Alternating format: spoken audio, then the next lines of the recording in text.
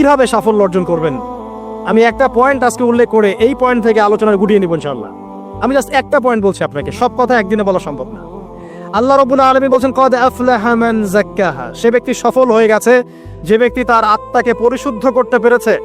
ওয়া কদ খাবা মান দাসাহা, যে ব্যক্তি আত্মাকে পরিশুদ্ধ করতে পারে নাই সে ব্যক্তি ধ্বংস হয়ে গেছে। কিভাবে পরিশুদ্ধ করবেন? তিনটা হাদিস আপনাকে আগে শোনাই। এক, আল্লাহ রাব্বুল আলামিনের হাবিব মুহাম্মদ সাল্লাল্লাহু আলাইহি ওয়াসাল্লাম, দরুদ পড়েন, বলেন সাল্লাল্লাহু আলাইহি ওয়াসাল্লাম। তিনি বলছেন যে আল্লাহর এমন কিছু বান্দা আছে যারা জান্নাতে প্রবেশ করবে যাদের অন্তরটা হবে পাখির মতো নরম। কার মতো? পাখির মতো। একটা হাদিস শুনলেন। 2 নম্বর হাদিস, আল্লাহর রাসূল সাল্লাল্লাহু আলাইহি ওয়াসাল্লাম বলছেন শহীদদের আত্মা যখন আল্লাহর কাছে পৌঁছায়, আল্লাহ রাব্বুল আলামিন সেই আত্মাগুলোকে সবুজ রঙের কিছু পাখির মধ্যে প্রদান করেন এবং সেই পাখিগুলো আরশের নিচে লণ্ঠন আছে এখানে বসে থাকে এবং তারা জান্নাতের যে কোনো জায়গায় যায়, ঘুরে খাবার খায়, আবার ফিরে আসে। আল্লাহ পাক তাদেরকে বলেন যে তোমরা কি চাও, তোমরা কি চাও? শহীদরা কিচ্ছু বলতে পারে না, কি চাইবো, আল্লাহ এত নিয়ামত দিয়েছেন, কি চাইবো? যখন আল্লাহ বারংবার প্রশ্ন করতে থাকেন তোমরা কি আর কিছু চাও, তোমরা কি আর কিছু চাও, তোমরা কি আর কিছু চাও, তখন শহীদরা শেষে বুঝে যে আমাদের কিছু না কিছু তো বলতে হবে এখন। তখন তারা বলে হে আল্লাহ, আমরা আরো একবার পৃথিবীতে যেতে চাই এবং তোমার পথে জীবন দিয়ে আবার ফিরে আসতে চাই। আল্লাহ পাক বলেন এই সুযোগ তো আর নেই, অতএব তোমাদের আর কিছু চাওয়ার নেই, তোমরা এখানেই থাকো। আরেকটা হাদিস শোনেন, রাসূলুল্লাহ সাল্লাল্লাহু আলাইহি ওয়াসাল্লাম বলেছেন, এই হাদিসটা ওমর রাদিয়াল্লাহু আনহু থেকেও এসেছে, যে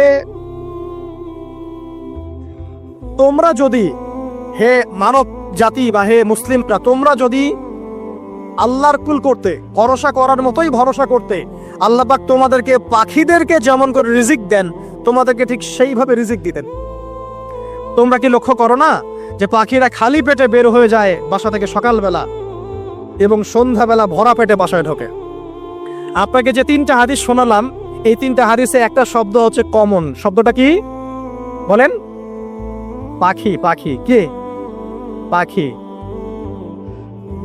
আল্লাহ রাব্বুল আলামিন পাখিদের কাছ থেকে আমাদেরকে শিখতে বলছেন এবং বলছেন যে পাখিদের মনটা হয় খুব নরম, খুব সফট, এবং তারা আল্লাহর প্রতি তাওয়াক্কুল করে পূর্ণ মাত্রায়।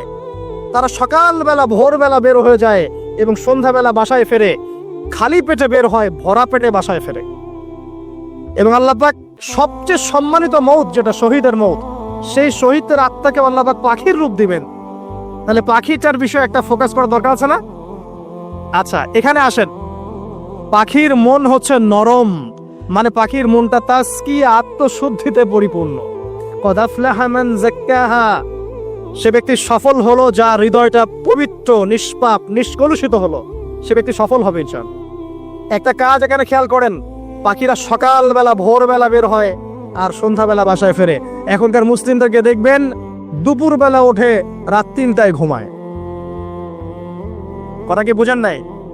পাখির একদম ভোরবেলা উঠে যখন ফজরের আজান দিচ্ছে ঠিক তার আগ মুহূর্তে পাখির কিচিরমিচির শুনছেন, তার মানে নামাজের ওয়াক্ত প্রায় চলে যাচ্ছে, তার মানে তার আল্লাহ পাকের হুকুমের সাথেই জেগে ওঠে, সূর্য ডুবে তারা ডুবে যায়। ঠিক এরকম সুন্নত ছিল নবী সাল্লাল্লাহু আলাইহি ওয়াসাল্লামের এবং সাহাবায়ে কেরামের। আজকে 1400 বছর পর মুসলিম জাতি এই সুন্নাহ ভুলে গেছে। আর আমাদের সুন্নত দেখবেন, যদি কোনো রকম উঠেও ফেলি ফজরে, আবার 12টা পর্যন্ত ঘুম, আরো বেশি। আর এই যুব সমাজ যারা আছো তোমরা, কেউই 3টা-4টার আগে ঘুমায় বলে আমার মনে হয় না। অলওয়েজ অনলাইনে পড়ে আছে, টিকটক নিয়ে, ফেসবুক নিয়ে, গার্লফ্রেন্ডের সাথে চ্যাটিং। পাখির মতো হতে পারলে পরে মনটা তো নরম হবে, তারপরে না তাসকিয়া অর্জন হবে। পাখির রুটিনটা কি? ভোরবেলা বের হয় আর সন্ধ্যাবেলা বাসায় ঢোকে। অতএব আমরা যদি রাসূলুল্লাহ সাল্লাল্লাহু আলাইহি ওয়াসাল্লামের সুন্নাহ মতো ওই ভোরবেলা উঠতে পারি আর আর্লি নাইট ঘুমিয়ে যেতে পারি এবং সারাদিন যদি রাসূলের সুন্নাহগুলোর উপর আমল করতে পারি, তাসকিয়া অর্জন হবে ইনশাআল্লাহ। কথা বুঝতে পারছেন? 2, পাখির মতো নরম মন লাগবে। এখনকার আমরা যারা বেঁচে আছি আমাদের মনগুলো কঠিন। কেমন কঠিন? পাথরের মতো কঠিন। আমরা যখন দেখি একটা মাইয়াতকে নিয়ে যাওয়া হচ্ছে জানাজায়, আমাদের কোনো ফিলিংস কাজ করে না। জানাজায় যাচ্ছে, জানাজায় দাঁড়িয়ে মোবাইলটা টিপাটিপি করছে, জানাজার সাথে চলছে, কোনো ফিকির নাই যে এই জানাজা আমার হবে কালকে, ওই মোবাইল টিপাটিপি করছে। আমি এমনও দেখেছি, দাফন করা হলো মাইয়াতকে, দাফন করার পরে চারপাশে মানুষজন জড়ো হয়ে গল্প করছে, ভাই আপনার ওই জমিটা কি খবর, আপনার ওইটার কি খবর, বিজনেস কেমন চলছে, চাকরি কি অবস্থা। এই যে মাইয়াতকে পাশে দাফন করলো, কোনো ফিলিংস নাই, কোনো ফিলিংস নাই। আমি আত্মশুদ্ধির কথা বলছি। আত্মশুদ্ধির জন্য আপনার মনটাকে পাখির মতো সফট নরম করতে হবে। যখন আপনি সফট নরম করবেন এবং আত্মশুদ্ধি অর্জন করবেন, তখন দুই ডানা মেলে আপনি আকাশে উঠতে পারবেন ইনশাআল্লাহ। আত্মশুদ্ধি অর্জন না করতে পারলে ডানা কেটে পড়ে যাবে, তখন আর আকাশে উঠতে পারবেন না। কোন আকাশে? ওই যে শহীদের রূহ যে আকাশে চলে গেছে, ওই আকাশ। অতএব মন কেন কঠিন হলো প্রিয় ভাই? এক নাম্বার কারণ, আমরা শিরকের পাপে লিপ্ত আছি। এক নাম্বার, শিরকের পাপে লিপ্ত থাকা অবস্থায় মুসলিমদের মনটা কঠিন হয়ে গেছে। আপনি কি মনে করছেন আমরা শিরক করি না? মুসলিমরাও কবর পূজা করে, দেখবেন মুসলিমরাও দেখবেন অনেক ক্ষেত্রে মাজার পূজা করছে। আমি বলিনি যে অলিয়া উলিয়ার মাজার জিয়ারত করা যাবে না, আমি কথা বলছি না। কিন্তু আপনি মৃত মানুষের কাছে আপনার ভালো মন্দ চাইতে পারেন না। কথা বুঝতে পারেন না? আমরা অবশ্যই অলিয়া উলিয়াদের কবর জিয়ারত করব। এটা আপনাকে মৃত্যুর কথা স্মরণ করাবে। তাদের একটা রব আছে, যেটাকে আমরা প্রভাব বলি, এটা আপনার মধ্যে আসবে। আমরা অবশ্যই জিয়ারত করব। জিয়ারত করতে বলেছেন নবী সাল্লাল্লাহু আলাইহি ওয়াসাল্লাম, কারণ এটা আপনাকে পরকালের কথা কি করবে? স্মরণ করাবে। ওমরা করতে যান, আল্লাহ পাক সবাইকে তৌফিক দান করুন ওমরা হজ করার এবং বড় হজ করার, আমি দোয়া করি। ওখানে সবচেয়ে সেরা যে দৃশ্যগুলো দেখা যায় তার মধ্যে একটা রাসূলুল্লাহ সাল্লাল্লাহু আলাইহি ওয়াসাল্লামের রওজা। ওখানে গেলে চোখের পানি ঝরে না এমন কোনো মুসলিম নাই, আছে? নাই। আরেকটা সবচেয়ে মন নরম করা একটা দৃশ্য হচ্ছে জান্নাতুল বাকি, যেটা আমরা বাকিউল গারকাত বলি, যেখানে আপনি দেখবেন সাহাবায়ে কেরাম রাদিয়াল্লাহু আনহুমের কবর, যতদূর চোখ যায় তাদের কবর। কবরের কোনো মাজার নাই, সেখানে কোনো তাওয়াফ হচ্ছে না কবরকে কেন্দ্র করে, সেখানে কবরে কেউ ফুল চড়াচ্ছে না, একটা ছোট্ট পাথর দেখা যায়, খেলার কিছু না। পৃথিবীর সবচেয়ে শ্রেষ্ঠ মানুষগুলো সেখানে শুয়ে আছেন। ওখানে গিয়ে দাঁড়াবেন, দেখবেন নিজেকে তুচ্ছ বলে মনে হবে। আমি এই পৃথিবীতে আর কি করছি? সেরা মানুষগুলি মাটির নিচে, আমি এখানে কি করছি? তো দেখুন প্রিয় ভাইরা, অবশ্যই অলিয়া উলিয়াদের কবর জিয়ারত করবে, কিন্তু মৃত ব্যক্তি আপনার কল্যাণ করতে পারবে? অকল্যাণ করতে পারবে? হ্যাঁ, তারা আল্লাহর কাছে সুপারিশ করতে পারবে আল্লাহ পাক যখন তাদেরকে অনুমতি দিবেন। তারপরে আল্লাহ পাক যখন অনুমতি দিবেন, তখন নবী সাল্লাল্লাহু আলাইহি ওয়াসাল্লাম সুপারিশ করবেন, অলিয়া উলিয়াগণ করবেন, আলেম ওলামা করবেন, শহীদগণ করবেন, হাফেজে কোরআন করবে, অনেকেই করবেন ইনশাআল্লাহ। আল্লাহ পাক আমাদের তাকদীরে এইসব সুপারিশ নসিব করুন বলি না আমি। মুসলিমরা আজকে শিরিক করছে অনেক ক্ষেত্রেই। দেখবেন হাতে একটা এই যে বালা পড়ে আছে, খুলে না। কেন খুলেন না ভাই? বলে যে এটা খুললে যদি রোগ হয়। রোগ দেওয়ার মালিক কে? ওই বালা না আল্লাহ? এই যে আপনার বিশ্বাস জন্মায় নিয়েছে, এই যে বিশ্বাসটা জন্মিয়েছে আপনার হাতের উপরে, এই বালার উপরে, এটাই শিরক, এটাই শিরক। যদি আপনি বিশ্বাস করেন যে এটা হাতে থাকলে আপনি সুস্থ থাকবেন, হাত থেকে খুলে পড়ে গেলে আপনি আর বাঁচবেন না। এই যে কল্যাণ অকল্যাণের মালিক আপনি কাকে করলেন? ওই বালাকে করেছেন, আল্লাহকে করেন নাই। এখানে শিরক হয়ে গেছে, খুবই সূক্ষ্ম শিরক। আপনি নামাজ পড়ছেন মনে করেন, এখন কিছু মানুষ আসলো, এখন দেখছেন যে হুজুর তো আমার নামাজ দেখছে, নামাজটা খুব সুন্দর করে পড়ার চেষ্টা করলেন, লম্বা নামাজ, সেজদা গিয়ে আর উঠছেন না, খুব সুন্দর নামাজ পড়ছেন। এই যে মানুষকে দেখানোর জন্য নামাজটা পড়ছেন, এটা শিরক। এটা কি? এটাও শিরক। এই যে গণক বসে আছে রাস্তার পাশে, দেখবেন টিয়া পাখি নিয়ে, তারপরে যে কাগজ নিয়ে, আসেন ভাই ভাগ্য পরীক্ষা করে দেই। আরে ভাই, তুমি যদি মানুষের ভাগ্যই পরীক্ষা করতে পারবা, তো তুমি রাস্তার পাশে কেন? তোমার ভাগ্য কেউ পরীক্ষা করেনি কখনো? এতটুকু কমন সেন্স আমাদের নাই? ও যদি আমার ভালো মন্দ করতে পারে বা ভবিষ্যৎ বলতে পারে, তাহলে ও রাস্তার পাশে বসে আছে কিছু? ওর তো প্রাইম মিনিস্টার হওয়ার কথা, এখন ওর তো ইলেকশন করার কথা। তো দেখেন, এই যে ওখানে গিয়ে আমরা কি করি? ভাই আমার হাতটা দেখে দেন, ভাই আমার অতীত বলে দেন, ভবিষ্যৎ বলে দেন। এবং এগুলো দিন দিন বাড়ছে, কিন্তু এর রাশিফল, কবিরাজি, গণকি, এগুলো দিন দিন বাড়ছে। এবং আমি লক্ষ্য করছি দিন দিন আরেকটা জিনিসও বাড়ছে, সেটা হলো জাদুবিদ্যার চর্চা করা। এবং গ্রামে গঞ্জে কুফুরি বাড়ছে না? কুফুরি করা, তাবিজ করা, বিচ্ছেদ করা, স্বামী স্ত্রীর বিচ্ছেদ করা, মেয়েকে বশ করা, সন্তানকে বশ করা, বাড়ছে না? সবই শিরক, এগুলো সবই কুফুরি।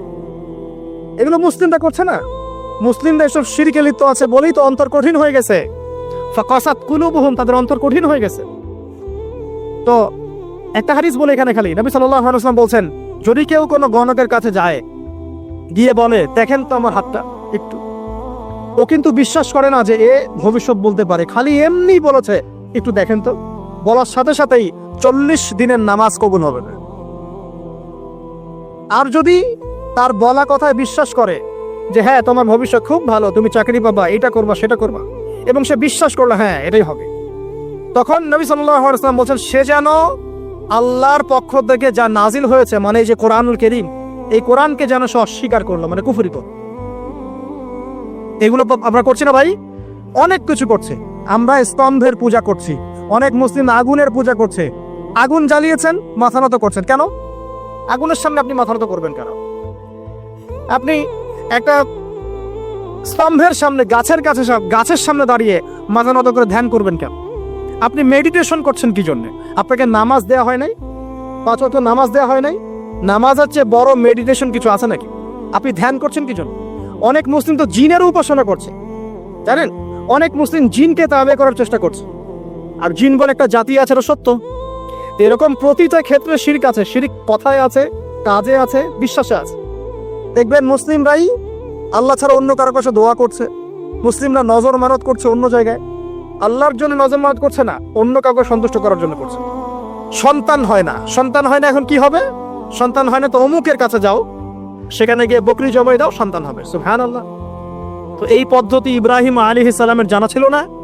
যে শেষ বয়সে তিনি বলছেন রব্বি হাবলি মিনাস সালিহিন। আপনি দোয়া করতে পারেন না? সন্তান হবে না কেন? আল্লাহ পাক তাকদিরে লিখে রাখলেন, অবশ্যই হবে।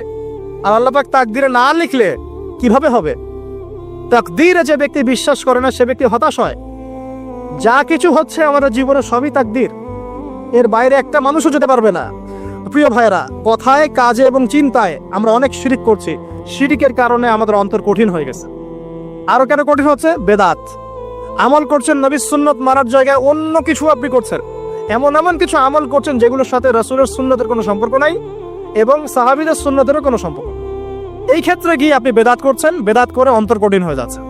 অন্তর কঠিন হওয়ার একটা বড় কারণ হচ্ছে হারাম রিজিক। যখন আপনি হারাম রিজিকে যাচ্ছেন, সুদ, ঘুষ, আপনার দুর্নীতি, আপনার এই যে অন্যের সম্পদ আত্মসাৎ হয়ে যাচ্ছে। আমি কি বুঝাতে পারছি না? হারাম রিজিক যখন আপনার শরীরে ঢুকছে, অন্তরটা শক্ত হয়ে যাচ্ছে। একটা হাদিস যথেষ্ট। আল্লাহ রাসূল বলেছেন ইন্নাল্লাহা তাইয়্যিব লা ইউকবালু ইল্লা তাইয়্যিব। আল্লাহ পাক পবিত্র সত্তা, তিনি পবিত্র ছাড়া কবুল করেন না।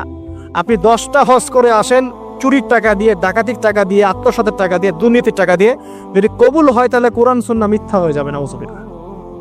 কথা কি বুঝতে পারছেন না? আল্লাহ রাব্বুল আলামিন বলছেন আল্লাহ পাক পবিত্র ছাড়া কবুল করেন না। হারাম রিজিক দিয়ে ইবাদত কবুল হয় না। আমরা ওই যে রংপুর অঞ্চলে একবার ওই যে হারাগাছ একটা অঞ্চল আছে না, সেখানে গিয়েছিলাম। সেখানে মাশাআল্লাহ আবার বিড়ির অনেক ফ্যাক্টরি আছে। কিসের? বিড়ি তো হালাল নাকি? তামাক তো হালাল নাকি? তো সেখানে বিড়ি ফ্যাক্টরির অনেক মালিক আছে এবং তারা মসজিদ কমিটির অনেক দায়িত্বপ্রাপ্ত আর কি। মুসলিমদের গায়রত তো এখন নাই, মুসলিমরা এদেরকে আবার মসজিদ কমিটির সদস্যও বানিয়েছে। তো এখন মসজিদ কমিটিতে এসে তার প্রভাবে ইমাম সাহেব টিকতে পারে না। দুইজন বলে নামাজের পর হাত তুলে দোয়া করতে হবে, দুইজন বলে করা যাবে না। ঠিক আছে? এই নিয়ে ক্যাচাল। এই ক্যাচাল হতে হতে দেখা গেল এক পর্যায়ে মারামারি পর্যন্ত হয়েছে। মসজিদ ভাগত হয়েছে, মারামারিও হয়েছে। তো সেখানে আমাকে দাওয়াত করেছিল যে ওয়াজ করার জন্য। তো দোয়া করার কথা বলছে। তাই আমি বললাম দোয়া করে লাভ কি? দোয়া করলেই বাকি, না করলেই বাকি, রিজিকটাই তো হারাম। আপনি তো তামাকের টাকা খাচ্ছেন, তামাক। আপনি মাদকের টাকা খাচ্ছেন, এটা হালাল না হারাম? তো হারাম টাকা দিয়ে হাত তুলে দোয়া করলেই কি, না করলেই কি? দোয়া তো উঠছে না উপরে। আগে হারাম রিজিক ছাড়েন, তারপর দোয়া করুন। তো রিজিক হারাম হওয়ার কারণে আমাদের কি হচ্ছে? অন্তরটা কি হচ্ছে ভাই? কঠিন হচ্ছে। ওই পাখির মতো আর মুক্ত আকাশ উঠতে পারবে না। তারপরে সামনে যান, আরো কেন কঠিন হয়? বস্তুবাদিতা, দুনিয়া। সারাদিন দুনিয়ার ফিকির, দুনিয়ার চিন্তা, খাবো কি, করবো কি, ব্যাংক ব্যালেন্স, টাকা পয়সা, স্ট্যাটাস, সারাটা দিন দুনিয়ার দুনিয়া। ঘুম থেকে ওঠা থেকে নিয়ে শুরু করে ঘুমানো পর্যন্ত খালি দুনিয়া। যারা দুনিয়ার নেশায় মত্ত হয়ে আছে, এদের অন্তরটা কঠিন হয়ে যায়। এই অন্তরটা পাখির মতো হতে পারবে না। ঠিক আছে কথা? যারা দুনিয়ার নেশায় মত্ত হয়ে আছেন, এই অন্তরটা কঠিন হয়ে যাবে, পাখির মতো হতে পারবে না। তারপর কি? আরো সামনে যান। দিনই জ্ঞান চর্চা না করা অন্তর কঠিন হওয়ার কারণ। আর কি কারণ? পাপ করা। পাপ যত বেশি আপনি পাপ করবেন, যত বেশি পর্ন দেখবেন, যত বেশি মাদক খাবেন, যত বেশি জুয়া খেলবেন, যত বেশি অহেতুক সময় নষ্ট করবেন, যত বেশি আপনি অন্যের ক্ষতি করবেন, ঠিক আছে, নিরপরাধ মানুষের উপর নির্যাতন করবেন, যত বেশি আপনি পাপ করবেন, পাপ, এই পাপ করতে করতে করতে মানুষের অন্তর কঠিন হয়ে যায়। ইবনুল কাইয়্যিম রাহিমাহুল্লাহ বলেছেন যে পাপ করতে থাকলে মানুষের অন্তর কঠিন হয়ে যেতে থাকে এবং ইস্তেগফার আর জিকির করলে গিয়ে মানুষের অন্তর আবার নরম হতে থাকে। পাপের উপর পাপ করতে থাকলে মানুষের অন্তর কঠিন হতে থাকে। এই বিষয়ে রাসূলুল্লাহ সাল্লাল্লাহু আলাইহি ওয়াসাল্লাম বলেছেন, যখন মানুষ একটা পাপ করে কলবের মধ্যে একটা কালো দাগ পড়ে যায়, যখন আরো একটা পাপ করে আরেকটা কালো দাগ পড়ে যায়। এভাবে যখন পাপ করতেই থাকে তখন পুরো কলবটাই কালিমা পূর্ণ হয়ে যায়। এই অবস্থায় যদি সে তওবা করে আল্লাহ পাক মাফ করে দিবেন। যদি এই অবস্থায় তার মৃত্যু হয়ে যায়, তার আত্মাটা থেকে দুর্গন্ধ বের হতে থাকে, যে আত্মাটা কবজ করতে পর্যন্ত মালাকুল মউত মানে ঘৃণা পোষণ করে। কথা কি বুঝতে পারছেন? যখন অন্তর পাপ করতে করতে কলুষিত হয়ে যাবে, ওয়াকাদ খাবা মান দাসসাহা, যখন পাপ করতে করতে অন্তর কলুষিত হয়ে যাবে, তখন আপনার এই মালাকুল মউত পর্যন্ত ওই আত্মাটাকে বের করার সময় ঘৃণা করবে, দুর্গন্ধযুক্ত। আল্লাহ পাক আমাদেরকে পাপ থেকে বাঁচিয়ে রাখুন। আমি এরকম কিছু কাজ আছে, বস্তুবাদিতা, শিরক, বেদাত, হারাম রিজিক, সারাদিন দুনিয়ার ফিকির নিয়ে থাকা, ঠিক আছে, অন্যের ক্ষতি করা, পাপ কন্টিনিউয়াসলি করতে থাকা এবং দিন ছেড়ে দেওয়া, দিনের এলেম ছেড়ে দেওয়া, আল্লাহ পাকের আনুগত্য ছেড়ে দেওয়া, এই কাজগুলো করতে থাকলে মানুষের অন্তর কি হয়? কঠিন হয়ে যায়। এখন সলিউশন কি বলেন? 5 মিনিটে আমি সলিউশন বলছি, কেমন করে আপনি এটাকে নরম করবেন আর পরিশুদ্ধতা অর্জন করবেন এবং ওই পাখির মতো মুক্ত আকাশে উড়বেন। কিভাবে বলবো? 1 নাম্বার, অবশ্যই শিরক ত্যাগ করতে হবে। কি করতে হবে? শিরক ত্যাগ করতে হবে। আল্লাহ পাকের তাওহীদের উপর থাকতে হবে। আল্লাহ পাক তৌফিক দান করুন। লং কিছু বলার সময় নেই আমার হাতে, একটা বই বলছি, কিতাবুত তাওহীদ। কি নাম? কিতাবুত তাওহীদ। এই বইটা অনেক ভার্সন বাজারে বের হয়েছে, কিনে দেখবেন শিরক কত প্রকার কি, তাওহীদ কাকে বলে, কত প্রকার কি। যেটা বুঝবেন না মাদ্রাসা চলে যাবেন, আলেম ওলামার কাছে গিয়ে জিজ্ঞাসা করুন, হুজুর এটা বুঝি নাই। ঠিক আছে? 1 নাম্বার, শিরক ত্যাগ করতে হবে। 2 নাম্বার, আপনাকে তাওহীদে থাকতে হবে। এটা এক, অন্তর নরম করার কথা বলছে। 2 নাম্বার, সুন্নতের উপর আমল করতে হবে। ওই যে পাখির কথা বললাম, যে সকালবেলা বের হয় আর সন্ধ্যাবেলা কি করে? বাসায় ফেরে। খালি পেটে বের হয়, ভরা পেটে বাসায় ফেরে। তার মানে আমাদেরকেও সকাল সন্ধ্যাটা কাটাতে হবে নবী সাল্লাল্লাহু আলাইহি ওয়াসাল্লামের সুন্নত অনুযায়ী। যখন তিনি ঘুমাতেন তখন ঘুমাবেন, যখন উঠতেন তখন উঠবে, বাকি কাজ যেমন করে করতেন তেমন করে করবে, তখন অন্তর ইনশাআল্লাহ নরম হয়ে যাবে। ঠিক আছে ভাই? 2। 3 নাম্বার, 5 ওয়াক্ত নামাজ জামাতে। নামাজ আপনাকে যে কোনো পাপ থেকে বাঁচাবে ইনশাআল্লাহ। ভাই জেনা করছেন, নামাজ পড়েন, তাও তওবা করে নামাজ পড়েন। আপনি হারাম অ্যাফেয়ার্স আছেন, হতাশ হয়েন না, নামাজ পড়েন। গুনাহ ছাড়তে পারছেন না, নামাজ পড়েন। সুদ খাচ্ছেন, নামাজ পড়েন। আপনি পতিতালয়ে গিয়েছেন, নামাজ পড়েন। বেপরদা চলছেন, তাও নামাজ পড়েন। আপনি অন্যের হক নষ্ট করেছেন, তাও নামাজ পড়েন। যে পাপই করেছেন, নামাজটা পড়েন। নামাজ আপনাকে সমস্ত পাপ থেকে বাঁচিয়ে রাখবে ইনশাআল্লাহ। ইনশাআল্লাহ আস্তে আস্তে ইনশাআল্লাহ দেখবেন সব পাপ থেকে আপনি দূরে চলে আসছেন ইনশাআল্লাহ তাআলা। 3 নাম্বার নামাজ। 4 নাম্বার, বেশি থেকে বেশি, ভাই শোনেন, বেশি থেকে বেশি পরকালের ফিকির করবেন। খালি পরকালের চিন্তা করবেন যে আমাকে মৃত্যুবরণ করতে হবে, কবরে যেতে হবে, পুলসিরাত পার হতে হবে, আল্লাহর সামনে দাঁড়াতে হবে। যত বেশি আপনি আল্লাহর ফিকির করবেন, পরকালের ফিকির করবেন, আপনার মনটা নরম হয়ে যাবে ইনশাআল্লাহ, মনটা শক্ত হবে না। 5 নাম্বার, মানুষের সাথে খুব বেশি মেলামেশা করবেন। মানুষের সাথে খুব বেশি মেলামেশা করলে ইবনুল কাইয়িম রাহিমাহুল্লাহ বলেছেন অন্তর কঠিন হয়ে যায়। কারণ মানুষ আপনাকে গীবত করাবে, হ্যাঁ, মানুষ খারাপ কাজে নিয়ে যাবে, বেফাস কথাবার্তা বলবেন, হয়তো বেফাস কাজ করবেন, ফুজুল কি বাদ করবেন। এগুলো করতে গিয়ে আপনি দেখবেন অন্তর কঠিন হয়ে গেছে। এত বেশি মানুষের সাথে মেলামেশার দরকার নাই, প্রয়োজন যতটুকু অতটুকু করবেন। ঠিক আছে? আল্লাহ পাক তৌফিক দান করুন, আমিন। কটা বললাম? 5। 6, আমার সবচেয়ে প্রিয় নসিহত, প্রত্যেক দিন মিনিমাম 1 ঘন্টা করে কোরআন তেলাওয়াত করবেন বুঝে। আমি বলিনি না বুঝে করলে কোনো নেকি হবে না, প্রত্যেক হরফে 10 নেকি হবেই হবে, কিন্তু আপনি করবেন বুঝে ইনশাআল্লাহ। যখন বুঝে আপনি প্রত্যেক দিন 1 পারা করে বা 1 ঘন্টা করে কোরআন তেলাওয়াত করবেন, আপনার কলিজা, আপনার কলব নরম হতে বাধ্য এবং আপনার অন্তরে আল্লাহ নূর নেমে আসবে ইনশাআল্লাহ। দেখবেন আপনার কলব থেকে সমস্ত এই যে পঙ্কিলতা, কলুষতা ইনশাআল্লাহ চলে যাবে ইনশাআল্লাহ তাআলা। 2টো জিনিস অন্তরকে পবিত্র করে ফেলে, এক হচ্ছে কোরআন তেলাওয়াত, আর এক হচ্ছে বেশি থেকে বেশি আল্লাহর জিকির এবং ইস্তেগফার। তো কোরআন তেলাওয়াত বাড়িয়ে দেন। আল্লাহ পাক সবাইকে কোরআন তেলাওয়াত করার তৌফিক দান করুন, আমিন। যারা শেখেন নাই আজকে ওয়াদা করেন যে কোরআন আপনারা বিশুদ্ধ করে পড়া শিখবেন, ওয়াদা করেন। আগামী রমজান আসার আগেই 1 খতম দেওয়া চাই, পারবেন? এবং কোরআনের চর্চা বাড়িয়ে দিবেন, প্রত্যেক দিন কিছু করেন না করেন কোরআন তেলাওয়াত করতে হবে। ঠিক আছে? আল্লাহ পাক তৌফিক এনায়েত করুন, আমিন। আর বুঝে পড়ার চেষ্টা করবে। একটা সহজ তাফসীর বলে দিই, মারিফুল কোরআন বাসায় আছে না? মারিফুল কোরআন, তাফসীর ইবনে কাসির বাসায় নাই? জালালাইন বাসায় নাই? বাসায় নাই, কিনেন। সারাদিন তো অনেক টাকা পয়সা খরচ করছেন, 3টা তাফসীর কিনেন, জালালাইন কিনেন, মারিফুল কোরআন কিনেন, ইবনে কাসির কিনেন, বাসায় গিয়ে পড়া শুরু করেন। পারবেন না? যে আয়াতটা বুঝবেন না, ওলামায়ে কেরামের কাছে যাবেন, গিয়ে বলবেন হুজুর এটা বুঝি না, বুঝাই দেন। নিজে নিজে ব্যাখ্যা করতে যাবেন না। ব্যাখ্যা করলে দেখবেন এক যে পণ্ডিত বেড়েছে, কিছু পণ্ডিত কোরআন পড়ে বলে কোরআনই মানি, হাদিস মানি না। এরকম পণ্ডিত দেখেন নাই? কোরআনই মানি, হাদিস আর মানি না। কারণ আল্লাহ নাকি, নাউজুবিল্লাহ, কোরআনে নাকি আল্লাহ পাক হাদিস মানতে বলে নাই, ও নাকি পায় নাই। এই জন্য দেখলাম সুবহানাল্লাহ, নামাজ পড়তেছে, কোরআন থেকে নামাজ পড়তেছে, হাদিসের কোনো হেদায়েত নিবে না। মানে কিরকম, যে হাত আবার ঠিকই বাঁধতেছে, হাত বাঁধতেছে, রুকু করতেছে, সেজদা করতেছে, এগুলো আবার কোথায় পাইলো আল্লাহ ভালো জানে। হাত এভাবে বাঁধতেছে, এভাবে হাতটা বাঁধা কোরআনে কোথায় আছে আমি পাইলাম না কোথাও। ঠিক আছে, হাদিস ছাড়া কি এগুলো আসবে? হাত বাঁধলো, সেজদায় গিয়ে সুবহান রাব্বিয়াল আলা বলছে না, বলছে আসলামতু লিরাব্বিল আলামিন। এটা কোরআন থেকে বলছে। অথচ নবী সাল্লাল্লাহু আলাইহি ওয়াসাল্লাম হাদিস থেকে বলছেন সুবহান রাব্বিয়াল আলা, সুবহুন কুদ্দুসুন রব্বুল মালাইকাতি ওয়ার রূহ, সুবহানাকা আল্লাহুম্মা রাব্বানা ওয়া বিহামদিকা আল্লাহুম্মা ইগফির। এগুলো নাই, ও বলছে আসলামতু লিরাব্বিল আলামিন। মানে কোরআন মানি, হাদিস মানি না। এত বেশি পণ্ডিত হওয়ার দরকার নাই। এরা চিচড়া পাকা টাইপের পণ্ডিত।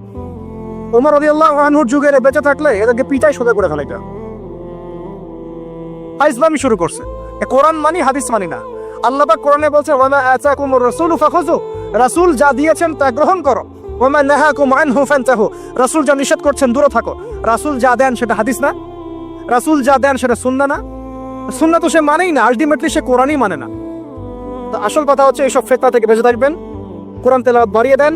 কয়টা বলছি? 5টা, 6টা। 7 নাম্বার, বেশি থেকে বেশি ইস্তেগফার সারাদিন পড়বেন। আস্তাগফিরুল্লাহ ওয়া আতুবু ইলাইহি, আস্তাগফিরুল্লাহ ওয়া আতুবু ইলাইহি, আস্তাগফিরুল্লাহাল্লাযী লা ইলাহা ইল্লা হুয়াল হাইয়ুল কাইয়্যুম ওয়া আতুবু ইলাইহি। প্রত্যেকদিন পড়তে হবে 100 বার করে। কতবার করে? 100 বার। 8 নাম্বার, বেশি বেশি আল্লাহর জিকির, চলতে ফিরতে জিকির। সুবহানাল্লাহ, আলহামদুলিল্লাহ, লা ইলাহা ইল্লাল্লাহ, আল্লাহু আকবার, লা হাওলা ওয়ালা কুওয়াতা ইল্লা বিল্লাহ। বলবেন হাসবুনাল্লাহু ওয়া নি'মাল ওয়াকিল। ঠিক আছে? সুবহানাকা আল্লাহুম্মা রাব্বানা ওয়া বিহামদিকা আল্লাহুম্মা ইগফিরলি, সুবহানাল্লাহি ওয়া বিহামদি আদাদা খালকি ওয়া রিদা নাফসি ওয়া জিনাতা আরশি ওয়া বিদাদা কালিমাতি। যত জিকির আছে সব করবে, জিকির বাড়াবেন। যত জিকির বাড়াবেন অন্তর পরিশুদ্ধ হবে ইনশাআল্লাহু আযজা ওয়া জাল। কয়টা বলছে? 8। আর 2টা বলি 9। অন্যের হক নষ্ট করবেন না। অন্যের হক নষ্ট করলেই মন কঠিন হয়ে যাবে। অন্যের হক নষ্ট করবেন না, বরং মানবতার কল্যাণে কাজ করেন। যে কাজগুলো মানব সেবামূলক সেগুলো করেন। রক্তদান কর্মসূচি করেন, গাছ লাগান, এতিমের মাথায় হাত বোলান, বিধবার খোঁজ খবর নেন। ঠিক আছে, মেয়েদের সেলাই মেশিন কিনে দেন, মানুষের উপকারে কাজ করেন। দেখবেন আপনার মনটা নরম হয়ে যাবে। যার মন নরম এবং যার মনের মধ্যে সততা আছে, আল্লাহ পাক ইনশাআল্লাহ সেখানে অবশ্যই হেদায়েত ঢালবে ইনশাআল্লাহ। আর 10 নম্বর সবচেয়ে শেষ হচ্ছে যে কবর জিয়ারত করবেন বেশি বেশি করে, এবং নিজের মৌতের কথা স্মরণ করে আল্লাহর কাছে বেশি বেশি দোয়া করবেন। কি দোয়া করবেন? ইয়া মুকাল্লিবাল কুলুব সাব্বিত কলবি আলা দীনিক, ইয়া মুসাররিফাল কুলুব সাররিফ কুলুবানা আলা তাআতিক। এই দোয়াগুলো করবেন ইনশাআল্লাহ। এবং কবর জিয়ারত করবেন সপ্তাহে সপ্তাহে, পারলে 2 দিন 3 দিন পর পর কবরস্থানে যাবেন। ইনশাআল্লাহ দেখবেন আপনার মন নরম হবে ইনশাআল্লাহ আযজা ওয়া জাল। এখনকার সভ্যতা এসে কবরস্থানকে সমাজ থেকে দূরে সরিয়ে দিয়েছে। অথচ আগে মুসলিমদের কবরস্থান ছিল মসজিদের পাশে।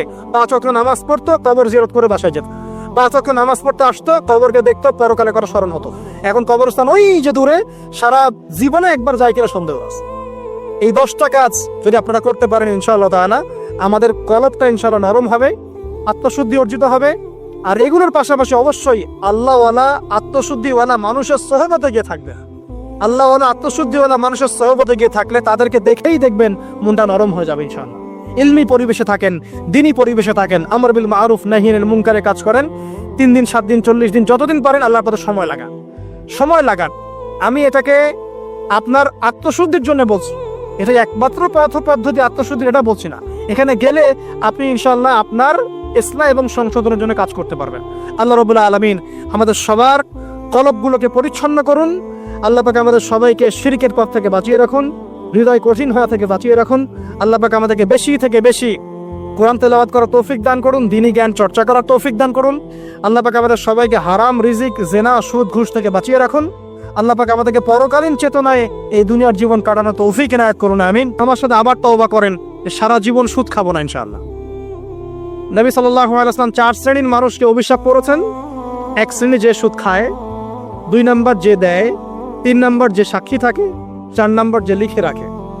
এখন আপনি বলেন এই পুরো মনিটরি সিস্টেমের মধ্যে এই 4 শ্রেণীর মানুষ আছে না? কোনো না কোনোভাবে আমরা এর সাথে সম্পৃক্ত নই কি?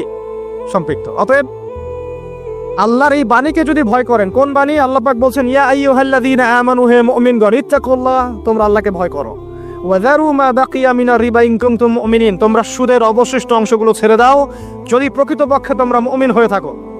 ওয়া ইল্লাম তাফআলু, তোমরা যদি সুদ না ছাড়ো, আল্লাহর হুঁশিয়ারি শোনেন, যদি তোমরা সুদ না ছাড়ো, ফাযানু বিহারবিন মিনাল্লাহি ওয়া রাসূলিহি, আর আল্লাহ এবং তার রাসূলের সাথে যুদ্ধের ঘোষণা শুনে রাখো। আল্লাহ এবং তার রাসূলের বিপক্ষে যুদ্ধ করে কেউ জান্নাতে যাবে? কেউ কবরের আযাব থেকে বাঁচতে পারবে? কেউ হাউজে কাউসারের পানি পাবে? আল্লাহ এবং তার রাসূলের সাথে যুদ্ধ করে কেউ টিকতে পারবে? আপনার কি তাই মনে হয়? যদি মনে হয় তাহলে দিব্যি সুদ খান, কোনো সমস্যা নাই। আর যদি মনে হয় যে আল্লাহ এবং তার রাসূলের সাথে যুদ্ধ করে আমি পার পাবো না, আল্লাহ এবং তার রাসূলের বিরুদ্ধাচরণ করে আমার কবর টিকবে না, কারণ আমি একটা কথা বারবার বলি আপনাদেরকে যে আল্লাহ ছাড়া আমাদের আপন বলতে কেউ আছে? একা এসেছেন পৃথিবীতে, একাই যেতে হবে। আপনার খ্যাতি, আপনার অর্থনৈতিক খ্যাতি, অর্থের প্রতিপত্তি, আপনার ক্ষমতার দাপট, আপনার ধর্মীয় দাপট, কোনো কিছুই, ফ্যান ফলোয়ার্স, কেউ আপনার সাথে কবরে যাবে না। মনে করেন আমি আসছি, আপনারা সবাই স্লোগান দিচ্ছেন, কথার কথা, আপনারা আমাকে ভালোবাসা, বা একজন পলিটিশিয়ান আসছে, আপনারা সবাই স্লোগান দিচ্ছেন, ভালোবাসেন তাকে। দিন শেষে ওই পলিটিশিয়ান একাই কবরে যাবে, দিন শেষে আপনিও একাই কবরে যাবেন, আমিও একাই কবরে যাব। আলটিমেটলি কি হলো? দুনিয়া এবং আখেরাতে আল্লাহ ছাড়া প্রকৃত বন্ধু আমাদের কেউ নাই, প্রকৃত মওলা কেউ নাই। সেই আল্লাহ এবং তার রাসূলের বিরুদ্ধাচরণ করে কেউ তার সাথে যুদ্ধ করে কবরে পার পাবে, এমনটা ভাবা বোকামি নয় কি? আল্লাহ পাক আমাদেরকে বোঝার তৌফিক দান করুন। এটা সেই যুগ যে যুগে মানুষ আল্লাহর হারামগুলোকে হালাল করে নিচ্ছে। মাদকদ্রব্য হালাল না হারাম? এখন দেখবেন মেজরিটি সংখ্যক মানুষ মাদকদ্রব্যের সাথে সংশ্লিষ্ট হয়ে গেছে। স্পেশালি বর্ডার এলাকা যেগুলো আছে বাংলাদেশের, সেই বর্ডার এলাকাগুলোতে দিব্যি রমরম ব্যবসা চলছে, মাদকের দিব্যি ব্যবসা চলছে। এবং যারা মাদক খাচ্ছে এরা মুসলিম, তারা হয়তো এই হাদিস জানে না, আল্লাহ পাক ওদের কানের মধ্যে আমার এই হাদিস যেন পৌঁছে দেন। আমিন। নবী সাল্লাল্লাহু আলাইহি ওয়াসাল্লাম বলেছেন, আমি মেরাজের রাতে যখন গিয়েছি তখন এক শ্রেণীর মানুষকে দেখেছি, ওদেরকে শাস্তি দেয়া হচ্ছে। কি শাস্তি? জাহান্নামীদের রক্ত এবং পুষ ওদেরকে খেতে দেয়া হচ্ছে। জিবরাইল আলাইহিস সালামকে জিজ্ঞাসা করা হলো যে এরা কারা?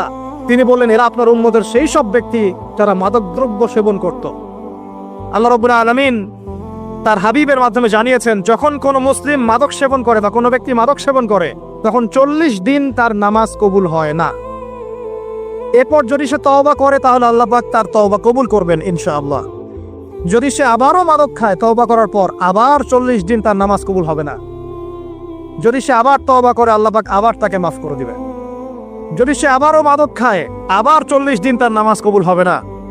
তারপর যদি আবার তওবা করে, আবার আল্লাহ তাকে মাফ করে দিবে।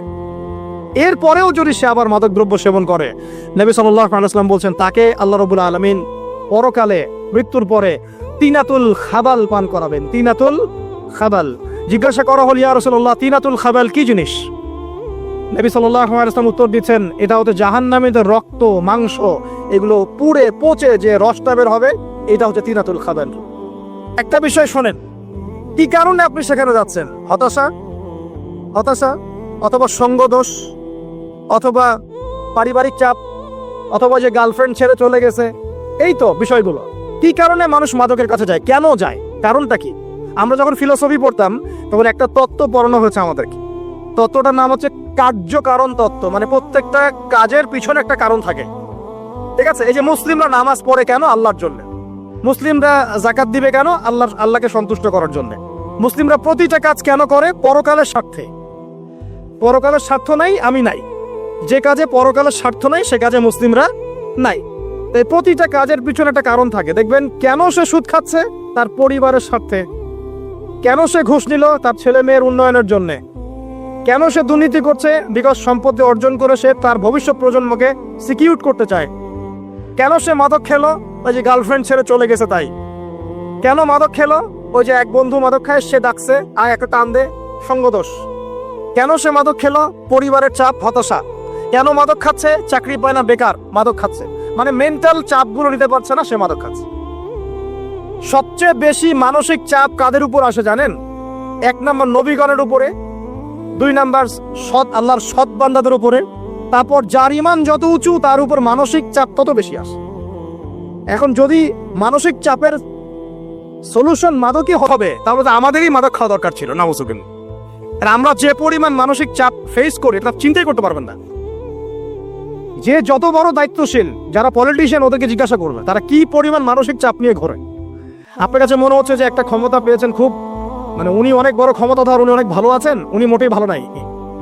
ওনাকে জিজ্ঞাসা করেন, উনি মোটেই ভালো নাই।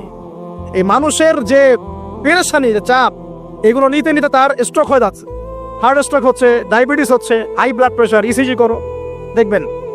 এ কারণে মানসিক চাপটা রিলিজ করতে হবে, তাই তো?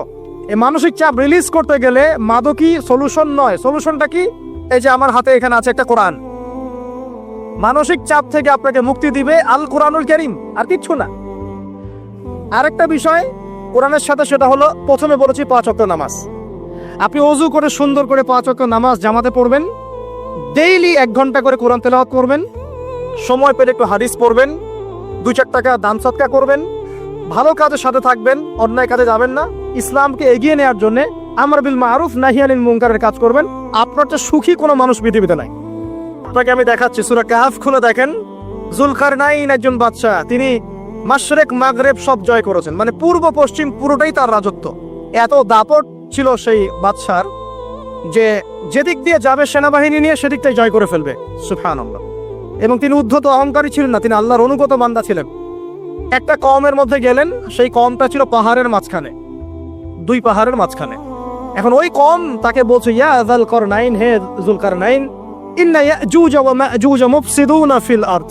ভালো করে বোঝেন, হে যুলকারনাইন, নিশ্চয়ই ইয়াজুজ আর মাজুজ এই 2 শ্রেণীর মাখলুক, তারা পৃথিবীতে ফাসাদ সৃষ্টি করে বেড়াচ্ছে। কি করছে? সারা পৃথিবীতে ফাসাদ সৃষ্টি করে বেড়াচ্ছে। ফাহাল নাজআলু লাকা খরজান আলা আন তাজআলা বাইনানা ওয়া বাইনাহুম সাদ্দা। হে যুলকারনাইন, আমরা কি আপনাকে ট্যাক্স দিব, কর দিব, যে আপনি ওদের আর আমাদের মাঝখানে একটা প্রাচীর নির্মাণ করে দিবেন, যে ওরা আমাদের কাছে আর আসতে পারবে না? কারা এটা? ইয়াজুজ আর মাজুজ। এই ইয়াজুজ আর মাজুজকে যুলকারনাইন আলাইহিস সালাম তিনি প্রাচীর নির্মাণ করে দিলেন লোহা এবং এই যে তামা দিয়ে। এরপর তারা আর ওই কওমের ক্ষতি করতে পারলো না। কিয়ামতের আগে আগে তারা বের হয়ে আসবে এবং সারা বিশ্বে ফাসাদ সৃষ্টি করবে। এখনো তারা বের হয়ে আসছে, আমি সেটা বলছি না, কিন্তু এখন পুরো বৈশ্বিক প্রেক্ষাপটে যারা বিশ্বে ফাসাদ সৃষ্টি করে বেড়াচ্ছে, এদের মধ্যে এই ইয়াজুজ মাজুজের খাসলত আছে, চরিত্র আছে। আর আমরা কি করছি ভাই? আমরা শুধু কাজ যতটুকু না করছি তার চেয়ে বেশি আমরা আয়ু আশা শোডাউন করছি। দেখেন, বেশিরভাগ মানুষ আমাদের নামাজের খবর নাই, বেশিরভাগ মানুষ তাজকিয়া আত্মশুদ্ধির খবর নাই, ভালো আলেমের কাছে এসে পড়ে থাকবে কোনো খবর নাই, কোরআন পড়া শিখবে এসবের খবর নাই। যেগুলো করলে কোনো সমস্যা হয় না বা অল্প পরিশ্রমে করা যায়, ওই যে ঘরের মধ্যে শুয়ে শুয়ে ফেসবুকে 2 লাইন লেখা যায়, খুব সহজ, লিখলেন আবার শুয়ে গেলেন, কোনো সমস্যা নাই। কোনো কনস্ট্রাকটিভ সুদূর প্রসারী কাজ আমাদের হচ্ছে না। যেটা হচ্ছে এটা প্রয়োজনের তুলনায় নিতান্তই নগণ্য। এ কারণে আমাদের যারা দিন, আমরা যারা বুঝি, যাদের মধ্যে ইসলামের চেতনা আছে, ইসলামকে ভালোবাসি, আমরা যারা চাই দিন এগিয়ে যাক, আমাদের কনস্ট্রাকটিভ কাজ করতে হবে, মানে সুদূর প্রসারী কাজ করতে হবে। শৈথিল্যতাবাদীও হবেন না, আবার চরমপন্থীও হবেন না, মধ্যমপন্থী হয়ে ইসলামকে, কোরআনকে এবং হাদিসকে হাতে নিয়ে উম্মার ঐক্যের স্বার্থে, দেশ জাতি জনগণের ঐক্যের স্বার্থে এগিয়ে যান। আল্লাহ পাক আপনাদের হাতকে শক্তিশালী করুন, দোয়া করি। এখানে খুবই স্মার্ট হতে হবে এবং বেসিক কাজগুলো খুব বেশি করে করতে হবে। বেসিক কাজ কি ভাই? বেসিক কাজ হচ্ছে আপনার নামাজ, বেসিক কাজ আপনাকে কোরআন শিখতে হবে, বেসিক কাজ আপনাকে আরবি শিখতে হবে, বেসিক কাজ আপনি যেখানে পড়াশোনা করছেন এই পড়াশোনা করে ওই জ্ঞানটাকে দিয়ে ইসলামের খেদমতে আপনাকে কল্যাণে কাজ করতে হবে।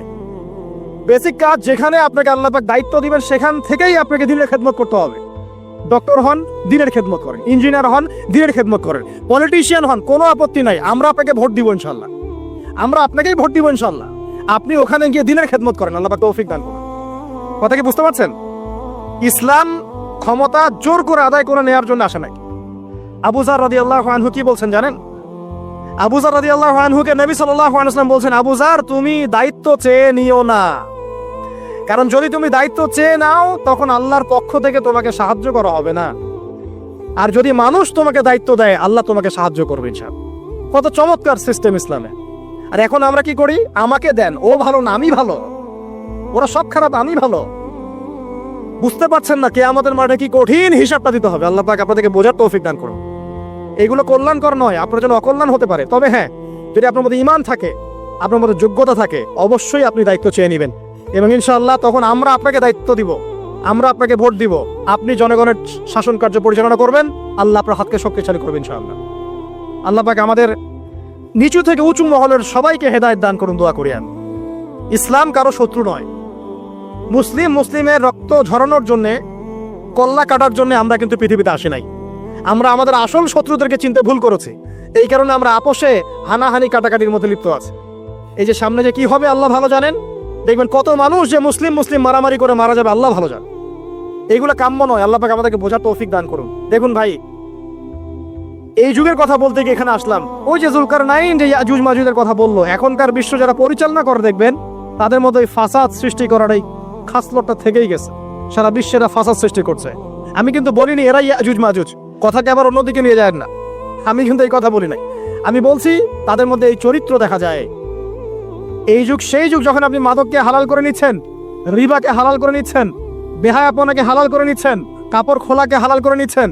আপনি মুসলিম হয়েও দেখবেন শিরকে লিপ্ত আছেন। সুন্নতের লেবাস আছে কিন্তু আকীদার মধ্যে বেদাত থেকে গেছে। আপনি মুসলিম হয়ে হালাল হারাম রিজিকে পরোয়া করছেন না, দ্বীনের বেসিক জিনিসগুলো শিখছেন না। আল্লাহ পাক এই যুগের ফিতনাগুলো থেকে আমাদের মুসলিমদেরকে হেফাজত করুন, আমিন। কিভাবে সাফল্য অর্জন করবেন আমি একটা পয়েন্ট আজকে উল্লেখ করে এই পয়েন্ট থেকে আলোচনা গুটিয়ে নিব ইনশাআল্লাহ। আমি জাস্ট একটা পয়েন্ট বলছি আপনাকে, সব কথা একদিনে বলা সম্ভব না। আল্লাহ রাব্বুল আলামিন বলেন ক্বাদ আফলাহা মান যাক্কাহা, সে ব্যক্তি সফল হয়ে গেছে যে ব্যক্তি তার আত্মাকে পরিশুদ্ধ করতে পেরেছে।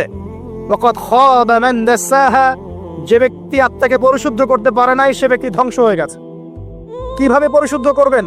তিনটা হাদিস আপনাকে আগে শোনাই। এক, আল্লাহ রাব্বুল আলামিনের হাবিব মুহাম্মদ সাল্লাল্লাহু আলাইহি ওয়াসাল্লাম দরুদ পড়েন, বলেন সাল্লাল্লাহু আলাইহি ওয়াসাল্লাম। তিনি বলছেন যে আল্লাহর এমন কিছু বান্দা আছে যারা জান্নাতে প্রবেশ করবে, যাদের অন্তরটা হবে পাখির মতো নরম। কার মতো? পাখির মতো। একটা হাদিস শুনলেন। 2 নম্বর হাদিস, আল্লাহর রাসূল সাল্লাল্লাহু আলাইহি ওয়াসাল্লাম বলছেন শহীদদের আত্মা যখন আল্লাহর কাছে পৌঁছায়, আল্লাহ রাব্বুল আলামিন সেই আত্মাগুলোকে সবুজ রঙের কিছু পাখির মধ্যে প্রদান করেন এবং সেই পাখিগুলো আরশের নিচে লণ্ঠন আছে, এখানে বসে থাকে এবং তারা জান্নাতের যে কোনো জায়গায় যায়, ঘুরে খাবার খায়, আবার ফিরে আসে। আল্লাহ পাক তাদেরকে বলেন যে তোমরা কি চাও, তোমরা কি চাও? শহীদরা কিচ্ছু বলতে পারে না। কি চাইবো? আল্লাহ এত নিয়ামত দিয়েছেন, কি চাইবো? যখন আল্লাহ বারংবার প্রশ্ন করতে থাকেন তোমরা কি আর কিছু চাও, তোমরা কি আর কিছু চাও, তোমরা কি আর কিছু চাও, তখন শহীদরা শেষে বুঝে যে আমাদের কিছু না কিছু তো বলতে হবে এখন। তখন তারা বলে হে আল্লাহ, আমরা আরো একবার পৃথিবীতে যেতে চাই এবং তোমার পথে জীবন দিয়ে আবার ফিরে আসতে চাই। আল্লাহ পাক বলেন এই সুযোগ তো আর নেই, অতএব তোমাদের আর কিছু চাওয়ার নেই, তোমরা এখানেই থাকো। আরেকটা হাদিস শোনেন, রাসূলুল্লাহ সাল্লাল্লাহু আলাইহি ওয়াসাল্লাম বলেছেন, এই হাদিসটা ওমর রাদিয়াল্লাহু আনহু থেকেও এসেছে, যে তোমরা যদি, হে মানব জাতি বা হে মুসলিমরা, তোমরা যদি আল্লাহর কুল করতে, ভরসা করার মতোই ভরসা করতে, আল্লাহ পাক তোমাদেরকে পাখিদেরকে যেমন করে রিজিক দেন তোমাদেরকে ঠিক সেইভাবে রিজিক দিতেন। তোমরা কি লক্ষ্য করো না যে পাখিরা খালি পেটে বের হয়ে যায় বাসা থেকে সকালবেলা এবং সন্ধ্যাবেলা ভরা পেটে বাসায় ঢোকে? আপনাকে যে 3টা হাদিস শোনালাম, এই 3টা হাদিসে একটা শব্দ হচ্ছে কমন। শব্দটা কি বলেন? পাখি। পাখি কে? পাখি। আল্লাহ রাব্বুল আলামিন পাখিদের কাছ থেকে আমাদেরকে শিখতে বলছেন এবং বলছেন যে পাখিদের মনটা হয় খুব নরম, খুব সফট এবং তারা আল্লাহর প্রতি তাওয়াক্কুল করে পূর্ণ মাত্রায়। তারা সকালবেলা ভোরবেলা বের হয়ে যায় এবং সন্ধ্যাবেলা বাসায় ফেরে, খালি পেটে বের হয়, ভরা পেটে বাসায় ফেরে। এবং আল্লাহ পাক সবচেয়ে সম্মানিত মৌত যেটা শহীদের মৌত, সেই শহীদের আত্মাকে আল্লাহ পাক পাখির রূপ দিবেন। তাহলে পাখিটার বিষয়ে একটা ফোকাস করার দরকার আছে না?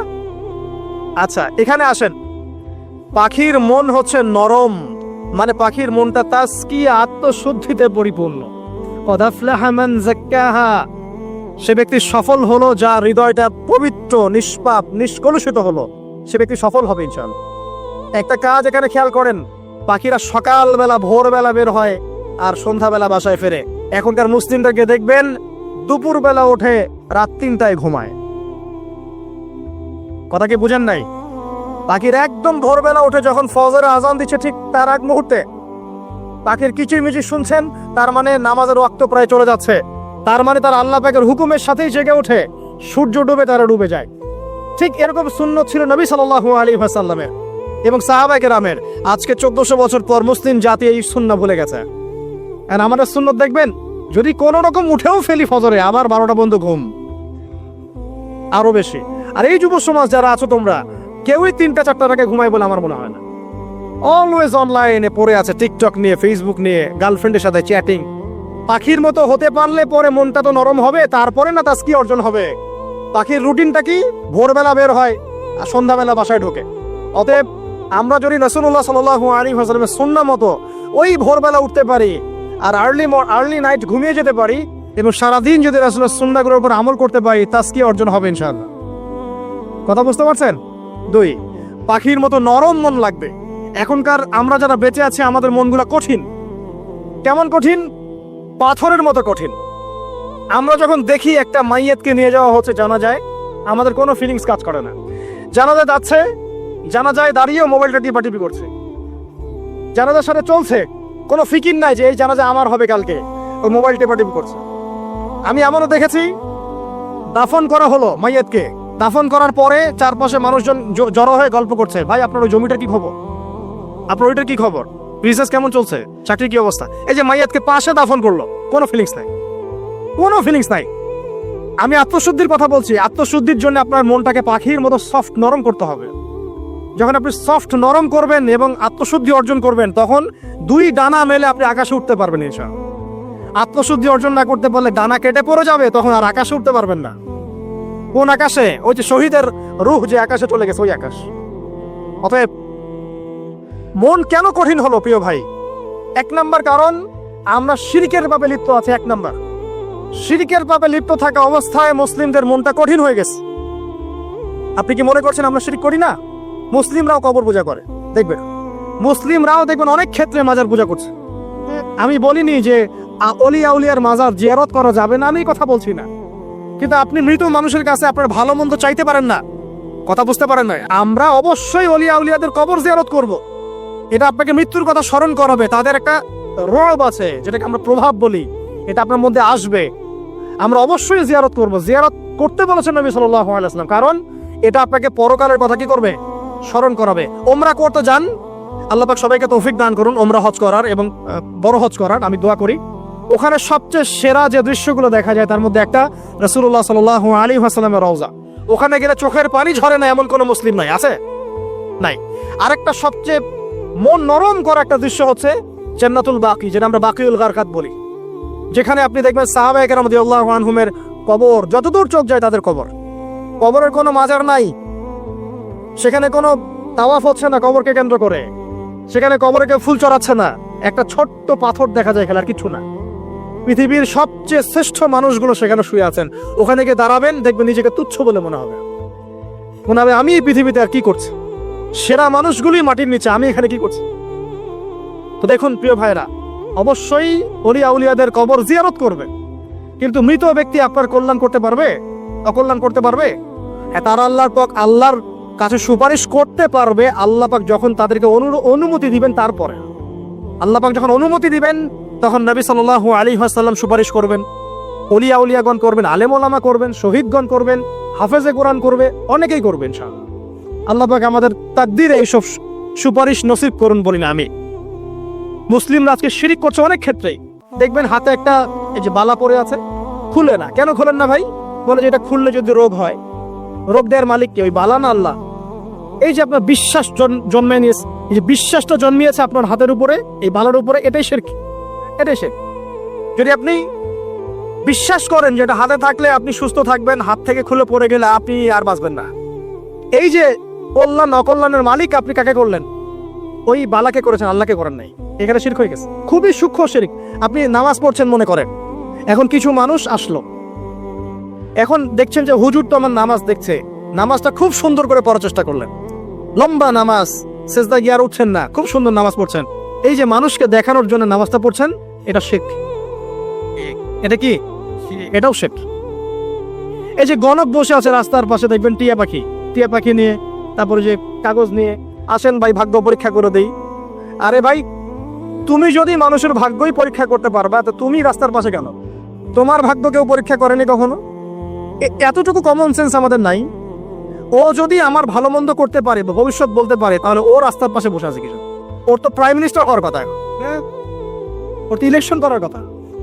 তো দেখেন, এই যে ওখানে গিয়ে আমরা কি করি, ভাই আমার হাতটা দেখে দেন, ভাই আমার অতীত বলে দেন, ভবিষ্যৎ বলে দেন, এবং এগুলো দিন দিন বাড়ছে। কিন্তু এই রাশিফল, কবিরাজি, গণকি, এগুলো দিন দিন বাড়ছে। এবং আমি লক্ষ্য করছি দিন দিন আরেকটা জিনিসও বাড়ছে, সেটা হলো জাদুবিদ্যার চর্চা করা। এবং গ্রামে গঞ্জে কুফুরি বাড়ছে না? কুফুরি করা, তাবিজ করা, বিচ্ছেদ করা, স্বামী স্ত্রীর বিচ্ছেদ করা, মেয়েকে বশ করা, সন্তানকে বশ করা বাড়ছে না? সবই শিরক, এগুলো সবই কুফুরি। এগুলো মুসলিমরা করছে না। মুসলিমরা এসব শিরকে লিপ্ত আছে বলেই তো অন্তর কঠিন হয়ে গেছে। ফাকাসাত কুলুবুহুম, তাদের অন্তর কঠিন হয়ে গেছে। তো একটা হাদিস বলে এখানে খালি, নবী সাল্লাল্লাহু আলাইহি ওয়াসাল্লাম বলছেন, যদি কেউ কোনো গণকের কাছে যায়, গিয়ে বলে দেখেন তো আমার হাতটা একটু, ও কিন্তু বিশ্বাস করে না যে এ ভবিষ্যৎ বলতে পারে, খালি এমনি বলেছে একটু দেখেন তো, বলার সাথে সাথেই 40 দিনের নামাজ কবুল হবে। আর যদি তার বলা কথায় বিশ্বাস করে যে হ্যাঁ তোমার ভবিষ্যৎ খুব ভালো, তুমি চাকরি পাবা, এটা করবা সেটা করবা, এবং সে বিশ্বাস করলো হ্যাঁ এটাই হবে, তখন নবী সাল্লাল্লাহু আলাইহি ওয়াসাল্লাম বলছেন সে যেন আল্লাহর পক্ষ থেকে যা নাজিল হয়েছে, মানে যে কোরআনুল কারীম, এই কোরআনকে যেন সে অস্বীকার করলো, মানে কুফরি করলো। এগুলো আমরা করছি না ভাই? অনেক কিছু করছি আমরা। স্তম্ভের পূজা করছি, অনেক মুসলিম আগুনের পূজা করছে। আগুন জ্বালিয়েছেন, মাথা নত করছেন কেন? আগুনের সামনে আপনি মাথা নত করবেন কেন? আপনি একটা স্তম্ভের সামনে, গাছের কাছে, গাছের সামনে দাঁড়িয়ে মাথা নত করে ধ্যান করবেন কেন? আপনি মেডিটেশন করছেন কি জন্য? আপনাকে নামাজ দেওয়া হয় নাই? 5 ওয়াক্ত নামাজ দেওয়া হয় নাই? নামাজ হচ্ছে বড় মেডিটেশন কিছু আছে নাকি? আপনি ধ্যান করছেন কি জন্য? অনেক মুসলিম তো জিনের উপাসনা করছে, জানেন? অনেক মুসলিম জিনকে তাবে করার চেষ্টা করছে। আর জিন বলে একটা জাতি আছে, এটা সত্য। এরকম প্রতিটা ক্ষেত্রে শিরক আছে। শিরক কথায় আছে, কাজে আছে, বিশ্বাসে আছে। দেখবেন মুসলিমরাই আল্লাহ ছাড়া অন্য কারো কাছে দোয়া করছে, মুসলিমরা নজর মানত করছে অন্য জায়গায়, আল্লাহর জন্য নজর মানত করছে না, অন্য কাউকে সন্তুষ্ট করার জন্য করছে। সন্তান হয় না, সন্তান হয় না, এখন কি হবে? সন্তান হয় না তো অমুকের কাছে যাও, সেখানে গিয়ে বকরি জবাই দাও, সন্তান হবে। সুবহানাল্লাহ। তো এই পদ্ধতি ইব্রাহিম আলাইহিস সালামের জানা ছিল না? যে শেষ বয়সে তিনি বলছেন রব্বি হাবলি মিনাস সালিহিন। আপনি দোয়া করতে পারেন না? সন্তান হবে না কেন? আল্লাহ পাক তাকদিরে লিখে রাখলেন, অবশ্যই হবে। আর আল্লাহ পাক তাকদিরে না লিখলে কিভাবে হবে? তাকদিরে যে ব্যক্তি বিশ্বাস করে না সে ব্যক্তি হতাশ হয়। যা কিছু হচ্ছে আমাদের জীবনে সবই তাকদির, এর বাইরে একটা মানুষও যেতে পারবে না। প্রিয় ভাইরা, কথায়, কাজে এবং চিন্তায় আমরা অনেক শিরিক করছি। শিরিকের কারণে আমাদের অন্তর কঠিন হয়ে গেছে। আরো কেন কঠিন হচ্ছে? বেদাত। আমল করছেন নবীর সুন্নত মারার জায়গায় অন্য কিছু আপনি করছেন। এমন এমন কিছু আমল করছেন যেগুলোর সাথে রাসূলের সুন্নতের কোনো সম্পর্ক নাই এবং সাহাবীদের সুন্নতেরও কোনো সম্পর্ক নেই। এই ক্ষেত্রে গিয়ে আপনি বেদাত করছেন, বেদাত করে অন্তর কঠিন হয়ে যাচ্ছে। অন্তর কঠিন হওয়ার একটা বড় কারণ হচ্ছে হারাম রিজিক। যখন আপনি হারাম রিজিকে যাচ্ছেন, সুদ, ঘুষ, আপনার দুর্নীতি, আপনার এই যে অন্যের সম্পদ আত্মসাৎ হয়ে যাচ্ছে। আমি কি বুঝতে পারছি না? হারাম রিজিক যখন আপনার শরীরে ঢুকছে, অন্তরটা শক্ত হয়ে যাচ্ছে। একটা হাদিস যথেষ্ট। আল্লাহ রাসূল বলেছেন, ইন্নাল্লাহা তাইয়্যিব লা ইকবালু ইল্লা তাইয়্যিব। আল্লাহ পাক পবিত্র সত্তা, তিনি পবিত্র ছাড়া কবুল করেন না। আপনি 10টা হজ করে আসেন, চুরির টাকা দিয়ে, ডাকাতির টাকা দিয়ে, আত্মসাতের টাকা দিয়ে, দুর্নীতির টাকা দিয়ে, যদি কবুল হয় তাহলে কোরআন সুন্নাহ মিথ্যা হয়ে যাবে। নাউযুবিল্লাহ। কথা কি বুঝতে পারছেন না? আল্লাহ রাব্বুল আলামিন বলছেন আল্লাহ পাক পবিত্র ছাড়া কবুল করেন না। হারাম রিজিক দিয়ে ইবাদত কবুল হয় না। আমরা ওই যে রংপুর অঞ্চলে একবার ওই যে হারাগাছ একটা অঞ্চল আছে না, সেখানে গিয়েছিলাম। সেখানে মাশাআল্লাহ আবার বিড়ির অনেক ফ্যাক্টরি আছে। কিসের? বিড়ি তো হালাল নাকি? তামাক তো হালাল নাকি? তো সেখানে বিড়ি ফ্যাক্টরির অনেক মালিক আছে এবং তারা মসজিদ কমিটির অনেক দায়িত্বপ্রাপ্ত আছে। মুসলিমদের গায়রত্ব এখন নাই, মুসলিমরা এদেরকে আবার মসজিদ কমিটির সদস্যও বানিয়েছে। তো এখন মসজিদ কমিটিতে এসে তার প্রভাবে ইমাম সাহেব টিকতে পারে না। দুইজন বলে নামাজের পর হাত তুলে দোয়া করতে হবে, দুইজন বলে করা যাবে না। ঠিক আছে? এই নিয়ে ক্যাচাল। এই ক্যাচাল হতে হতে দেখা গেল এক পর্যায়ে মারামারি পর্যন্ত হয়েছে। মসজিদ ভাগ হয়েছে, মারামারিও হয়েছে। তো সেখানে আমাকে দাওয়াত করেছিল যে ওয়াজ করার জন্য, দোয়া করার কথা বলছে। তাই আমি বললাম দোয়া করে লাভ কি? দোয়া করলেই বাকি, না করলেই বাকি, রিজিকটাই তো হারাম। আপনি তো তামাকের টাকা খাচ্ছেন, তামাক। আপনি মাদকের টাকা খাচ্ছেন, এটা কি হালাল না হারাম? তো হারাম টাকা দিয়ে হাত তুলে দোয়া করলেই কি না করলেই কি, দোয়া তো উঠছে না উপরে। আগে হারাম রিজিক ছাড়েন, তারপর দোয়া করুন। তো রিজিক হারাম হওয়ার কারণে আমাদের কি হচ্ছে, অন্তরটা কি হচ্ছে ভাই, কঠিন হচ্ছে। ওই পাখির মতো আর মুক্ত আকাশ উঠতে পারবে না। তারপরে সামনে যান, আরো কেন কঠিন হয়, বস্তুবাদিতা, দুনিয়া, সারাদিন দুনিয়ার ফিকির, দুনিয়ার চিন্তা, খাবো কি, করবো কি, ব্যাংক ব্যালেন্স, টাকা পয়সা, স্ট্যাটাস, সারাটা দিন দুনিয়ার দুনিয়া। ঘুম থেকে ওঠা থেকে নিয়ে শুরু করে ঘুমানো পর্যন্ত খালি দুনিয়া। যারা দুনিয়ার নেশায় মত্ত হয়ে আছে, এদের অন্তরটা কঠিন হয়ে যায়। এই অন্তরটা পাখির মতো হতে পারবে না। ঠিক আছে কথা? যারা দুনিয়ার নেশায় মত্ত হয়ে আছেন, এই অন্তরটা কঠিন হয়ে যাবে, পাখির মতো হতে পারবে না। তারপর কি, আরো সামনে যান, দিনই জ্ঞান চর্চা না করা অন্তর কঠিন হওয়ার কারণ। আর কি কারণ, পাপ করা, পাপ। যত বেশি আপনি পাপ করবেন, যত বেশি পর্ন দেখবেন, যত বেশি মাদক খাবেন, যত বেশি জুয়া খেলবেন, যত বেশি অহেতুক সময় নষ্ট করবেন, যত বেশি আপনি অন্যের ক্ষতি করবেন, ঠিক আছে, নিরপরাধ মানুষের উপর নির্যাতন করবেন, যত বেশি আপনি পাপ করবেন, পাপ, এই পাপ করতে করতে করতে মানুষের অন্তর কঠিন হয়ে যায়। ইবনুল কাইয়্যিম রাহিমাহুল্লাহ বলেছেন যে পাপ করতে থাকলে মানুষের অন্তর কঠিন হয়ে যেতে থাকে, এবং ইস্তেগফার আর জিকির করলে গিয়ে মানুষের অন্তর আবার নরম হতে থাকে। পাপের উপর পাপ করতে থাকলে মানুষের অন্তর কঠিন হতে থাকে। এ বিষয়ে রাসূলুল্লাহ সাল্লাল্লাহু আলাইহি ওয়াসাল্লাম বলেছেন, যখন মানুষ একটা পাপ করে কলবের মধ্যে একটা কালো দাগ পড়ে যায়, যখন আরো একটা পাপ করে আরেকটা কালো দাগ পড়ে যায়। এভাবে যখন পাপ করতেই থাকে তখন পুরো কলবটাই কালিমা পূর্ণ হয়ে যায়। এই অবস্থায় যদি সে তওবা করে, আল্লাহ পাক মাফ করে দিবেন। যদি এই অবস্থায় তার মৃত্যু হয়ে যায়, তার আত্মাটা থেকে দুর্গন্ধ বের হতে থাকে, যে আত্মাটা কবজ করতে পর্যন্ত মালাকুল মউত মানে ঘৃণা পোষণ করেন। কথা কি বুঝতে পারছেন? যখন অন্তর পাপ করতে করতে কলুষিত হয়ে যাবে, ওয়াকাদ খাবা মান দাসাহা, যখন পাপ করতে করতে অন্তর কলুষিত হয়ে যাবে, তখন আপনার এই মালাকুল মউত পর্যন্ত ওই আত্মাটাকে বের করার সময় ঘৃণা করবে, দুর্গন্ধযুক্ত। আল্লাহ পাক আমাদেরকে পাপ থেকে বাঁচিয়ে রাখুন। আমি এরকম কিছু কাজ আছে, বস্তুবাদিতা, শিরক, বেদাত, হারাম রিজিক, সারাদিন দুনিয়ার ফিকির নিয়ে থাকা, ঠিক আছে, অন্যের ক্ষতি করা, পাপ কন্টিনিউয়াসলি করতে থাকা, এবং দিন ছেড়ে দেওয়া, দিনের এলম ছেড়ে দেওয়া, আল্লাহ পাকের আনুগত্য ছেড়ে দেওয়া, এই কাজগুলো করতে থাকলে মানুষের অন্তর কি হয়, কঠিন হয়ে যায়। এখন সলিউশন কি বলেন? 5 মিনিটে আমি সলিউশন বলছি, কেমন করে আপনি এটাকে নরম করবেন আর পরিশুদ্ধতা অর্জন করবেন এবং ওই পাখির মতো মুক্ত আকাশে উড়বেন। কিভাবে বলবো? 1 নাম্বার, অবশ্যই শিরক ত্যাগ করতে হবে। কি করতে হবে? শিরক ত্যাগ করতে হবে। আল্লাহ পাকের তাওহীদের উপর থাকতে হবে। আল্লাহ পাক তৌফিক দান করুন। লং কিছু বলার সময় নেই আমার হাতে, একটা বই বলছি, কিতাবুত তাওহীদ। কি নাম? কিতাবুত তাওহীদ। এই বইটা অনেক ভার্সন বাজারে বের হয়েছে, কিনে দেখবেন শিরক কত প্রকার, কি তাওহীদ কাকে বলে, কত প্রকার কি। যেটা বুঝবেন না, মাদ্রাসা চলে যাবেন, আলেম ওলামার কাছে গিয়ে জিজ্ঞাসা করুন, হুজুর এটা বুঝি নাই। ঠিক আছে? 1 নাম্বার, শিরক ত্যাগ করতে হবে। 2 নাম্বার, আপনাকে তাওহীদে থাকতে হবে। দেখ, অন্তর নরম করার কথা বলছি। 2 নাম্বার, সুন্নতের উপর আমল করতে হবে। ওই যে পাখির কথা বললাম, যে সকালবেলা বের হয় আর সন্ধ্যাবেলা কি করে, বাসায় ফেরে। খালি পেটে বের হয়, ভরা পেটে বাসায় ফেরে। তার মানে আমাদেরকেও সকাল সন্ধ্যাটা কাটাতে হবে নবী সাল্লাল্লাহু আলাইহি ওয়াসাল্লামের সুন্নত অনুযায়ী। যখন তিনি ঘুমাতেন তখন ঘুমাবেন, যখন উঠতেন তখন উঠবে, বাকি কাজ যেমন করে করতেন তেমন করে করবে, তখন অন্তর ইনশাআল্লাহ নরম হয়ে যাচ্ছে। ঠিক আছে ভাই? 2। 3 নাম্বার, 5 ওয়াক্ত নামাজ জামাতে। নামাজ আপনাকে যে কোনো পাপ থেকে বাঁচাবে ইনশাআল্লাহ। ভাই জেনা করছেন, নামাজ পড়েন, তাও তওবা করে নামাজ পড়েন। আপনি হারাম অ্যাফেয়ার্স আছেন, হতাশ হয়েন না, নামাজ পড়েন। গুনাহ ছাড়তে পারছেন না, নামাজ পড়েন। সুদ খাচ্ছেন, নামাজ পড়েন। আপনি পতিতালয়ে গিয়েছেন, নামাজ পড়েন। বেপরদা চলছেন, তাও নামাজ পড়েন। আপনি অন্যের হক নষ্ট করেছেন, তাও নামাজ পড়েন। যে পাপই করেছেন, নামাজটা পড়েন। নামাজ আপনাকে সমস্ত পাপ থেকে বাঁচিয়ে রাখবে ইনশাআল্লাহ। আস্তে আস্তে ইনশাআল্লাহ দেখবেন সব পাপ থেকে আপনি দূরে চলে আসছেন ইনশাআল্লাহ তাআলা। 3 নাম্বার নামাজ। 4 নাম্বার, বেশি থেকে বেশি, ভাই শোনেন, বেশি থেকে বেশি পরকালের ফিকির করবেন। খালি পরকালের চিন্তা করবেন যে আমাকে মৃত্যুবরণ করতে হবে, কবর যেতে হবে, পুলসিরাত পার হতে হবে, আল্লাহর সামনে দাঁড়াতে হবে। যত বেশি আপনি আল্লাহর ফিকির করবেন, পরকালের ফিকির করবেন, আপনার মনটা নরম হয়ে যাবে ইনশাআল্লাহ, মনটা শক্ত হবে না। 5 নাম্বার, মানুষের সাথে খুব বেশি মেলামেশা করবেন। মানুষের সাথে খুব বেশি মেলামেশা করলে ইবনুল কাইয়্যিম রাহিমাহুল্লাহ বলেছেন অন্তর কঠিন হয়ে যাবে।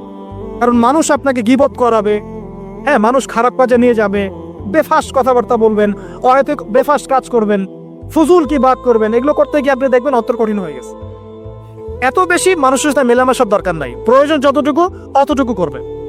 ঠিক আছে, আল্লাহ পাক তৌফিক দান করুন, আমিন।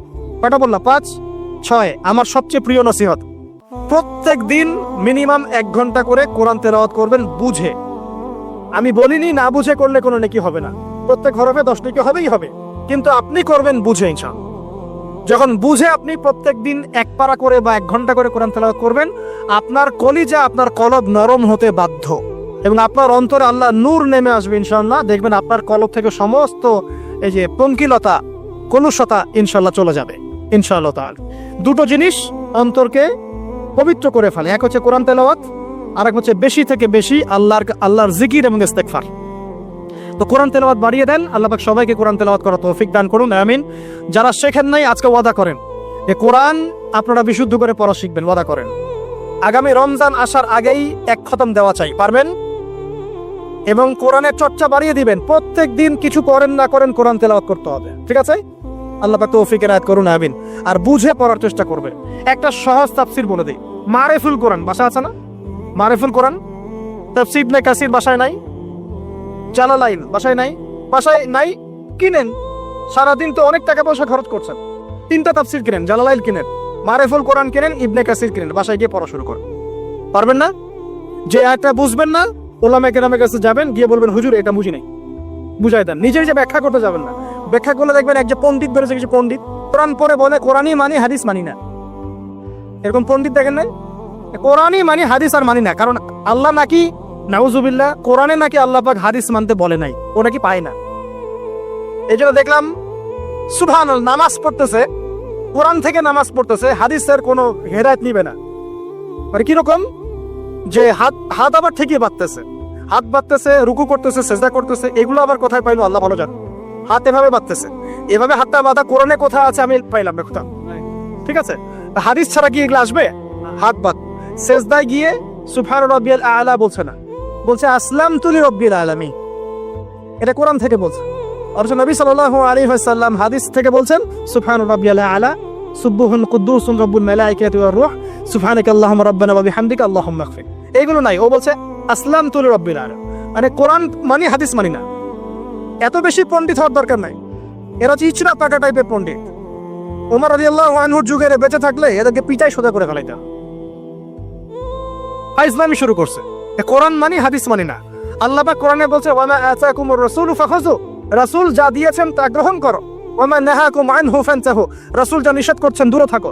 রাসূল যা দেন সেটা হাদিস না, রাসূল যা দেন সেটা সুন্নাহ না, সুন্নাহ তো সে মানেই না, আলটিমেটলি সে কোরআনই মানে না।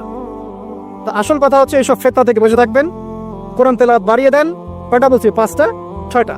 7 নাম্বার, বেশি থেকে বেশি ইস্তেগফার সারাদিন পড়বেন, আস্তাগফিরুল্লাহ ওয়া আতুবু ইলাইহি, আস্তাগফিরুল্লাহ ওয়া আতুবু ইলাইহি, আস্তাগফিরুল্লাহ আল্লাযী লা ইলাহা ইল্লা হুয়াল হাইয়ুল কাইয়ুম ওয়া আতুবু ইলাইহি। প্রত্যেকদিন পড়তে হবে 100 বার করে। কতবার করে? 100 বার। 8 নাম্বার, বেশি বেশি আল্লাহর জিকির, চলতে ফিরতে জিকির, সুবহানাল্লাহ, আলহামদুলিল্লাহ, লা ইলাহা ইল্লাল্লাহ, আল্লাহু আকবার, লা হাওলা ওয়ালা কুওয়াতা ইল্লা বিল্লাহ। বলবেন হাসবুনাল্লাহু ওয়া নি'মাল ওয়াকিল, ঠিক আছে? সুবহানাকা আল্লাহুম্মা রাব্বানা ওয়া বিহামদিকা আল্লাহুম্মা ইগফিরলি, সুবহানাল্লাহি ওয়া বিহামদি আদাদা খালকি ওয়া রিদা নাফসি ওয়া জিনাতা আরশি ওয়া মিদাদা কালিমাতি। যত জিকির আছে সব করবেন, জিকির বাড়াবেন। যত জিকির বাড়াবেন অন্তর পরিশুদ্ধ হবে ইনশাআল্লাহু আযজা ওয়া জাল। কয়টা বলছে? 8। আর 2টা বলি 9। অন্যের হক নষ্ট করবেন না। অন্যের হক নষ্ট করলেই মন কঠিন হয়ে যাবে। অন্যের হক নষ্ট করবেন না, বরং মানবতার কল্যাণে কাজ করেন। যে কাজগুলো মানব সেবামূলক সেগুলো করেন। রক্তদান কর্মসূচি করেন, গাছ লাগান, এতিমের মাথায় হাত বোলান, বিধবার খোঁজ খবর নেন, ঠিক আছে? মেয়েদের সেলাই মেশিন কিনে দেন, মানুষের উপকারে কাজ করেন। দেখবেন আপনার মনটা নরম হয়ে যাবে। যার মন নরম এবং যার মনের মধ্যে সততা আছে, আল্লাহ পাক ইনশাআল্লাহ সেখানে অবশ্যই হেদায়েত ঢালবে ইনশাআল্লাহ। আর 10 নম্বর সবচেয়ে শেষ হচ্ছে যে কবর জিয়ারত করবেন বেশি বেশি করে, এবং নিজের মৌতের কথা স্মরণ করে আল্লাহর কাছে বেশি বেশি দোয়া করবেন। কি দোয়া করবেন? ইয়া মুকাল্লিবাল কুলুব সাব্বিত কলবি আলা দীনিক, ইয়া মুসাররিফাল কুলুব সাররিফ কুলুবানা আলা তাআতিক। এই দোয়াগুলো করবেন ইনশাআল্লাহ। এবং কবর জিয়ারত করবেন সপ্তাহে সপ্তাহে, পারলে 2 দিন 3 দিন পর পর কবরস্থানে যাবেন। ইনশাআল্লাহ দেখবেন আপনার মন নরম হবে ইনশাআল্লাহ আযজা ওয়া জাল। এখনকার সভ্যতা এসে কবরস্থানকে সমাজ থেকে দূরে সরিয়ে দিয়েছে। অথচ আগে মুসলিমদের কবরস্থান ছিল মসজিদের পাশে, 5 ওয়াক্ত নামাজ পড়তো, কবর জিয়ারত করে বাসায় যেত। 5 ওয়াক্ত নামাজ পড়তে আসতো, কবরকে দেখতো, পরকালে কথা স্মরণ হতো। এখন কবরস্থান ওই যে দূরে, সারা জীবনে একবার যায় কিনা সন্দেহ আছে। এই 10টা কাজ যদি আপনারা করতে পারেন ইনশাআল্লাহ তাআলা, আমাদের কলবটা ইনশাআল্লাহ নরম হবে, আত্মশুদ্ধি অর্জিত হবে।